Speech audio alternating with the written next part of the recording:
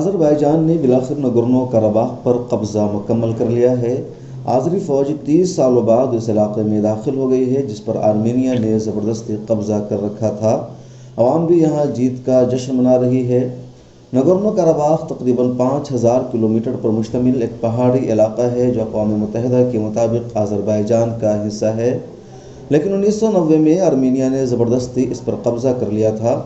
Azerbaijan ने इस कब्ज़ा को छुड़ाने और नगोर्नो कराबाख को आज़ाद कराने के लिए कई मरतबा कोशिशें की, लेकिन कामयाबी नहीं मिल सकी। दोनों मुल्कों के दरमियान झड़पें मुस्तकिल होती रही है। इसी साल 27 सितंबर को एक मरतबा फिर दोनों मुल्कों के बीच तसादुम शुरू हो गया और देखते ही देखते ये झड़पें जंग में तब्दील हो गई। अज़रबैजान ने पूरी क़ुव्वत और मजबूती के साथ आर्मीनिया का मुकाबला किया और हर मैदान में शिकस्त से दो चार किया। आर्मीनिया ने अपनी नाकामी और शिकस्त के बाद समझौता की पेशकश की, मुज़ाकरात के लिए आमादा करने की कोशिश की। कई मरतबा बातचीत भी हुई, लेकिन आर्मीनिया ने धोखा से काम लिया और सीज़ फायर के बाद भी अज़रबैजान पर दोबारा हमला कर दिया। आर्मीनियाई हुकूमत की तरफ से वाज़ेह धोखाधड़ी के बाद अज़रबैजान ने पहले से ज़्यादा जारहाना हमला किया, जिसके बाद आर्मीनिया ने माफ़ी तलब की। रूस, फ्रांस और अमेरिका से मदद की गुहार लगाई। रूस में आखिरी मुज़ाकरात हुई, तुर्की के तर्जमान ने भी उसमें शिरकत की।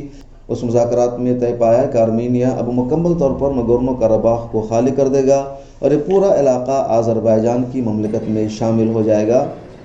45 दिनों की जंग के बाद अज़रबैजान को बड़ी कामयाबी और तारीख़ी जीत मिली थी। माहदा के मुताबिक आर्मीनिया ने नगोर्नो कराबाख को खाली कर दिया है।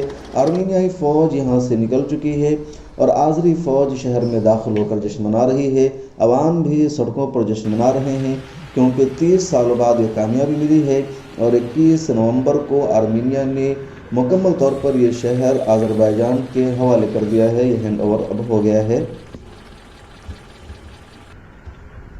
हम आपको बता दें कि 1990 से कबल ये दोनों मुल्क सोवियत यूनियन रूस का हिस्सा थे और उससे कबल ये दोनों मुल्क खिलाफत उस्मानिया की हदूद में शामिल थे। अज़रबैजान एक मुस्लिम अक्सरियती मुल्क है और आर्मीनिया एक ईसाई अक्सरियती मुल्क। ब्यूरो रिपोर्ट, मिल्लत टाइम्स।